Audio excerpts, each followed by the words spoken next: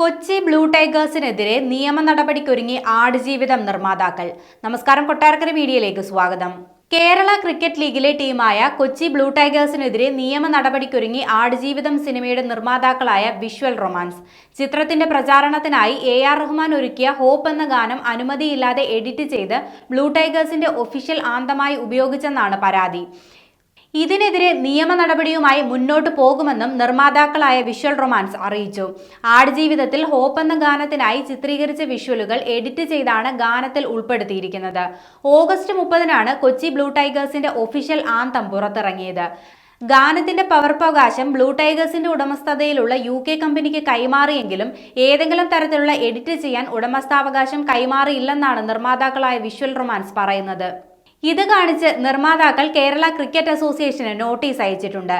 എന്നാൽ പാട്ടിന്റെ അവകാശം പണം കൊടുത്ത് വാങ്ങിയിരുന്നെന്നും അവകാശമുള്ള പാട്ടുകൾ കമ്പനികൾ ഇങ്ങനെ ഉപയോഗിക്കാറുണ്ടെന്നും കൊച്ചി ബ്ലൂ ടൈഗേഴ്സ് ഉടമകൾ പറഞ്ഞു. AR റഹ്മാൻ, റിയാഞ്ജലി എന്നിവർ ചേർന്നാണ് ഹോപ്പ് എന്ന ഗാനം ആലപിച്ചിരിക്കുന്നത്. റഫീഖ് അഹമ്മദ്, പ്രസൂൺ ജോഷി, വിവേക്, ജയന്ത് കൈഗിനി, AR റഹ്മാൻ, റിയാഞ്ജലി എന്നിവർ ചേർന്നാണ് ഗാനത്തിന് വരികൾ എഴുതിയിരിക്കുന്നത്. അതേസമയം കേരള ക്രിക്കറ്റ് ലീഗിൽ ഇന്നാണ് കൊച്ചി ടീമിന്റെ ആദ്യ മത്സരം അരങ്ങേറുന്നത്. IPL താരവും പേസ് ബൗളറുമായ ബേസിൽ തമ്പിയുടെ നേതൃത്വത്തിലാണ് ടീം മത്സരിക്കാനിറങ്ങുന്നത്.